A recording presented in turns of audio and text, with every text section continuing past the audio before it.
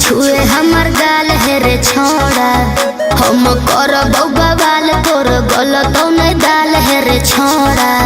तोर जवानी लगे एरोप्लेन के,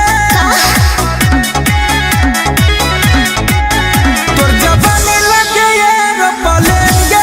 की कही? बिना तेल के जरई बोला ट्रेन के। अच्छा बिना तेल के जरई बोला ट्रेन के। कमी करे त जवानिया सकेन के। बिना तेल के जरई बोला ट्रेन के। अरे जान बिना तेल के जरई बोला ट्रेन के।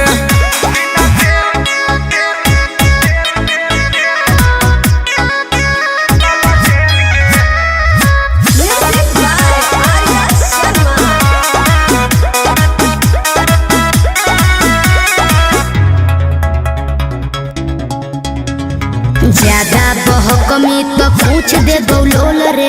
बोलिया पे अपन छोड़ा करे कंट्रोल रे। दिल में देबे के तोर भेगे लवेज गे। तब काहे करो ही तो एते बड़ा हेज गे। तोरा देखला पहिलो है बरेन गे। अच्छा तोरा देखला पहिलो है बरेन गे। बिना तेल के जरई बोला ट्रेन गे। बिना तेल के जरई बोला ट्रेन गे। तोरे कॉपी ना तो हमारा तो पेन गे। बिना तेल के जरई बोला ट्रेन गे। बिना तेल के जरई बोला ट्रेन गे।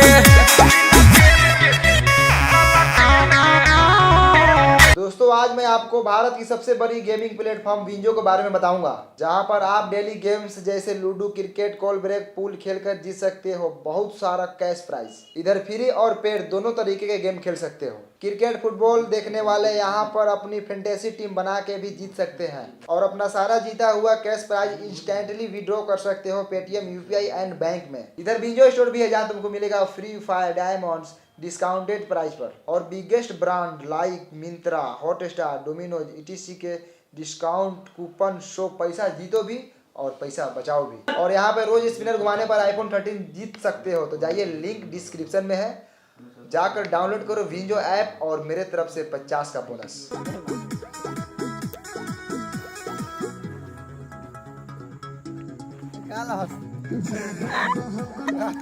चलिए अब पीछे से हटो। हो भाई चलिए छोड़ना कोशिश इधर आओ ना। रे सारे केला और ठीक है चलिए हटो मुना हटिए। चलिए चलिए रात हो रहा है, चलिए ना, लेट हो रहा है, मैं घूमने जाना है। हाँ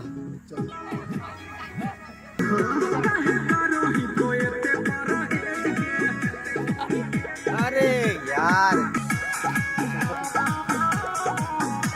चल चल चल हाँ।